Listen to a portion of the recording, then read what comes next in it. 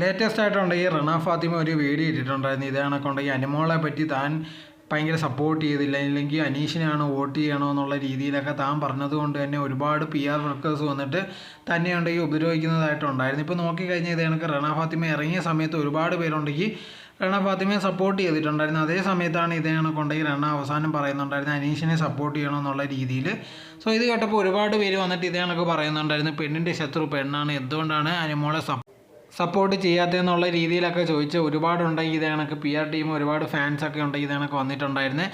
അതിന് ശേഷമാണ് ഇപ്പോൾ ഇങ്ങനത്തെ ഉള്ളൊരു വീഡിയോ ആക്കി വന്നിരിക്കുന്നത്. ഇതിനകത്ത് പറഞ്ഞിരിക്കുന്ന മെയിൻ ഒരു കാര്യം എന്ന് പറഞ്ഞാൽ താൻ ആരാണോ ഏറ്റവും ക്വാളിറ്റി ഉള്ള ഒരാൾക്ക് മാത്രമേ വോട്ട് ചെയ്യാൻ പറയത്തുള്ളൂ, അതല്ലാതെ അനുമോക്ക് അത്ര വലിയ ഇത് ജയിക്കാനുള്ളൊരു ക്വാളിറ്റി ഇല്ല, അതുകൊണ്ടാണ് ഞാൻ അനീഷിനെ സപ്പോർട്ട് ചെയ്യാൻ പറഞ്ഞത്. അതല്ലാതെ ഇപ്പോൾ ഒരു പെൺകുട്ടിയാണ് ഇത് കണക്ക് ഓപ്പോസിറ്റ് സൈഡിൽ നിൽക്കുന്നതെന്ന് വെച്ച് എനിക്ക് ഇഷ്ടമുള്ള ആൾക്ക് തീർച്ചയായിട്ടും ഉണ്ടെങ്കിൽ ഞാൻ വോട്ട് ചെയ്യും, അത് പെണ്ണാന്ന് ആണാന്നൊന്നും ഞാൻ നോക്കത്തില്ലെന്നാണ് റണ ഫാത്തിമ പറഞ്ഞിരിക്കുന്നത്.